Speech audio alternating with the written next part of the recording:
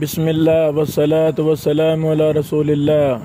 تقریب مصطلح الحدیث صفحہ نمبر 23 ہے۔ سنت، حدیث، خبر اور اثر کی تعریف کیا ہے؟ سب سے پہلے ہم آتے ہیں لفظ سنت کی طرف۔ سنت کا معنی ہے سیرت،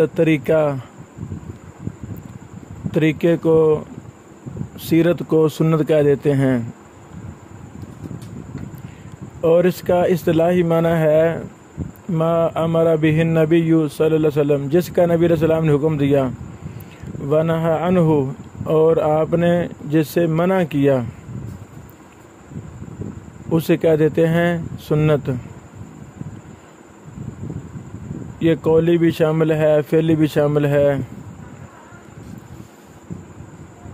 اسی سے کہہ دیتے ہیں کہ شرع کے دلائل قرآن اور سنت ہے، قرآن اور سنت ہے۔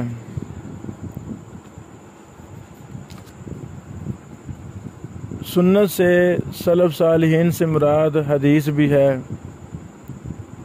ایک ہی چیز کے دو نام ہیں، اور سلف نے لفظ سنت بول کر عقیدہ بھی مراد لیا ہے، جیسے بہت محدثین کی کتابیں السنہ کے نام سے ہیں اور وہ کتابیں عقیدے پر مشتمل ہیں۔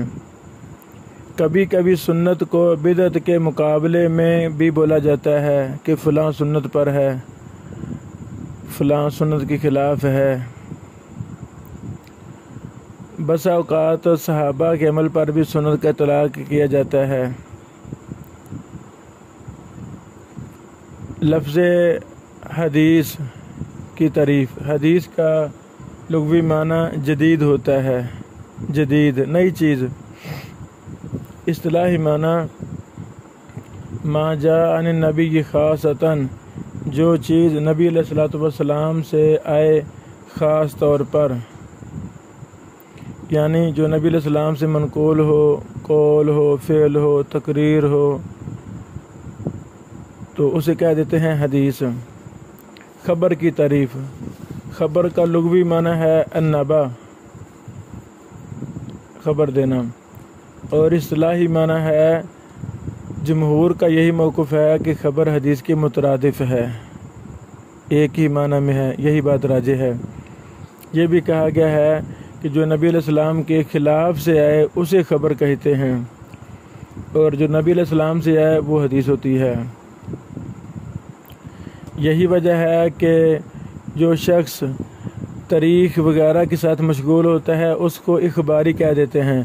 جو سنت نبوی کے ساتھ مشغول ہوتا ہے، اڑنا بچھونا حدیث ہو جاتا ہے جس کا، اسے محدث کہہ دیتے ہیں۔ اثر کی تعریف۔ لغوی اس کے مختلف معنی ہیں، کسی چیز کو ذکر کرنا، کسی چیز کی خبر دینا وغیرہ۔ اس کا اصطلاحی معنی جو فقہاء نے تعریف کی ہے وہ ہے جو صحابہ سے مروی ہو۔ اثر، جو صرف صحابہ سے مروی ہو۔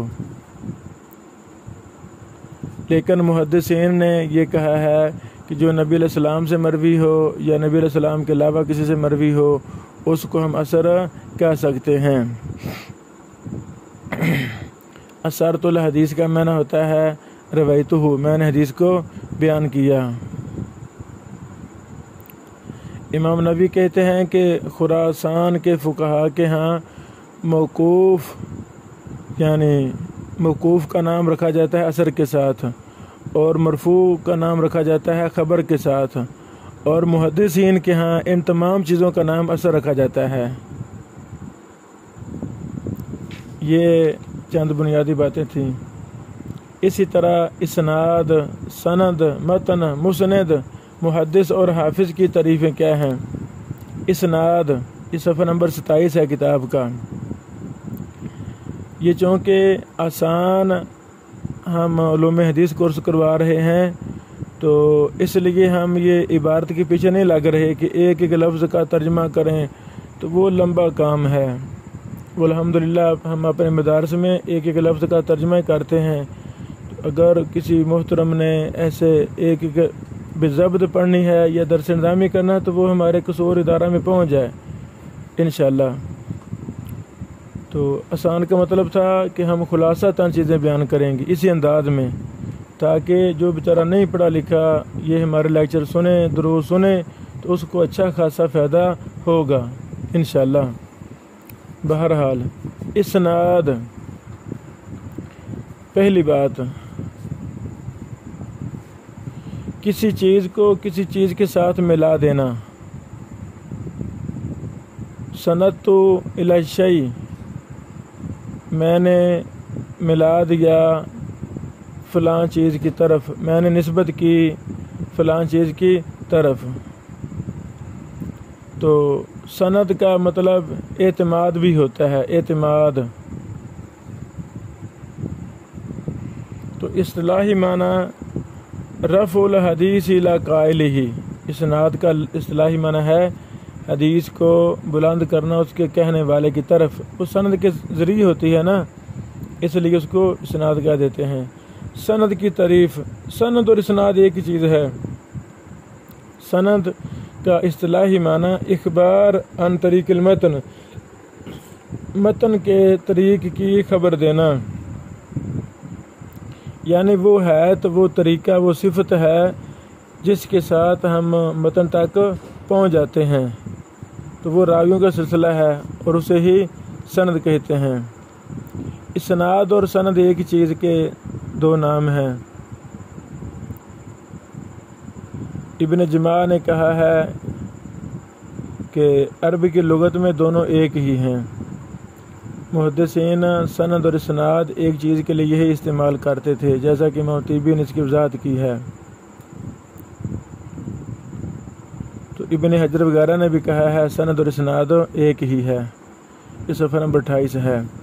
متن، تا پر زبر نہیں پڑھنی بلکہ سکون ہے، متن۔ متن کا لغوی معنی پختہ چیز، یہ نہیں زمین کا اوپر والا حصہ، اس کو بھی متن کہہ دیتے ہیں، یعنی اوپر والی چیز، بلند چیز، پختہ چیز کو متن کہہ دیتے ہیں۔ اصطلاحی معنی غایۃ ما ینتہی الیہ الاسناد من الکلام، کلام سے یعنی غایۃ ما ینتہی الیہ الاسناد، جس کی طرف سند جا کر ختم ہو جائے کلام سے۔ جب سند ختم ہوتی ہے تو آگے کیا شروع ہو جاتا ہے؟ متن۔ رسول اللہ صلی اللہ علیہ وسلم تک یہ سند ہی ہے، راویوں کے نام۔ تو نبی علیہ الصلوۃ والسلام کے نام مبارک کے بعد جو آتا ہے وہ متن ہوتا ہے۔ مسند، نون کے نیچے زیر پڑیں، ایسا شخص جو حدیث کو اپنی سند سے بیان کرے، اپنے شیوخ سے اور آخر تک، تو اسے کہہ دیتے ہیں مسند۔ محدث کسے کہتے ہیں؟ امام سبکی نے کہا من عرف الاسانید والعلل واسماء الرجال والعالی والنازل، جس نے سندوں کو پہچانا ہو اور علل کو جانتا ہو، جرح و تعدیل کو جانتا ہو، سند عالی کون سی ہے، نزولی کون سی، اس کو جانتا ہو۔ یہ سارے فنون ہیں، سند کا فن ہے، علل کا، اسماء و رجال کا، عالی اور نزولی کا۔ اللہ اکبر۔ اور بہت زیادہ متون اس نے یاد کیے ہوں، کتب ستہ اس نے سنی ہو، مسند احمد سنی ہو، سنن بہقی سنی ہو، معجم طبرانی سنی ہو، اس طرح 1000 جز بھی اس نے سنا ہو، تو وہ فرماتے ہیں یہ کم درجہ ہے۔ اللہ اکبر۔ محدث کے کہتے ہیں یہ ایک قول ہے۔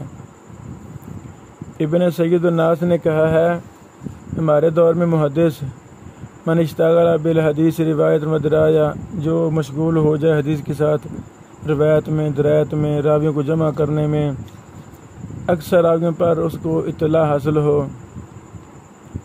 سبحان اللہ، تو اپنے زمانہ کے وہ مشہور و معروف شخص ہو، سبحان اللہ۔ یعنی یہ مختلف اقوال ہیں۔ سند کا علم بڑا ضروری ہے۔ دراست الاسانید پر ہمارا ایک دورہ بھی ہے، ابن ماجہ پر، وہ ضرور سنا جائے، یوٹیوب پر ہے۔ علل پر بھی ہمارا ایک دورہ ہے، 100 کے قریب لیکچر ہے، ہماری کتاب بھی ہے۔ دراست الاسانید پر بھی کتاب، علل پر بھی، اسماء و رجال، جرح و تعدیل کا ابتدائی قاعدہ، اور اصول الضوابط، یہ دونوں چھپی ہوئی ہیں الگ الگ، اور بھی کتابیں۔ علی اور نزولی پر پچھلے دنوں ہم نے 2 لیکچر دیے۔ اللہ کی توفیق ہے، اللہ کی خاص مدد سے ہماری سند سب سے عالی ہے۔ میرے اور محمد رسول اللہ صلی اللہ علیہ وسلم کے درمیان 17 واسطے ہیں، 17 واسطے ہیں۔ اس پر ہم نے 2 لیکچر دیے ہوئے ہیں۔ آگے ایک لفظ ہے الحافظ۔ تو امام سیوطی تو کہتے ہیں کہ حافظ اور محدث ایک ہی معنی میں ہے، لیکن یہ بھی تعاقب کیا ہے کہ حق بات یہ ہے کہ حافظ زیادہ خاص ہے، حافظ زیادہ خاص ہے۔ امام مزی رحمہ اللہ سے پوچھا گیا کہ حافظ کیسے کہتے ہیں، انہوں نے کہا یرجعو الی اہل العرف، یہ عرف، اہل عرف کی طرف یہ لوٹے کی بات کہ معاشرے میں عرف کے ہاں حافظ کسے کہا جاتا ہے۔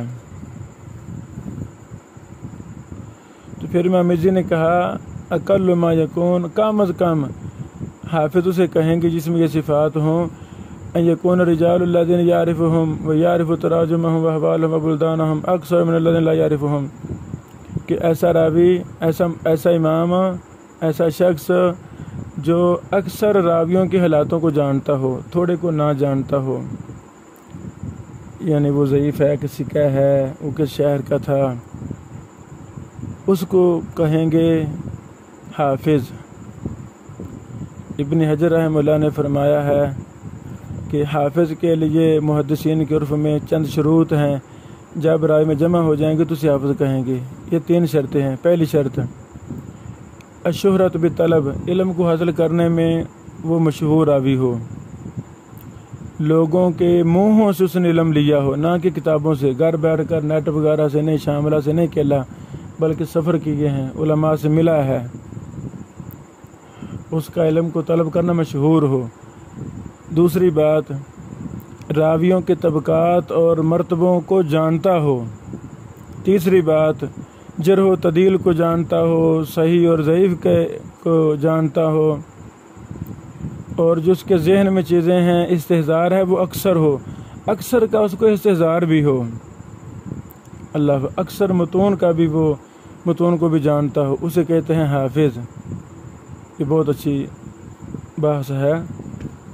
تو اسی کے ساتھ یہ چند اہم چیزیں ختم ہوئیں۔ آگے ہم انشاءاللہ خبر کی تقسیم ہم تک پہنچنے کے اعتبار سے متواتر، احاد، غریب، مشہور وغیرہ پر بات کرتے ہیں۔ السلام علیکم ورحمۃ اللہ وبرکاتہ۔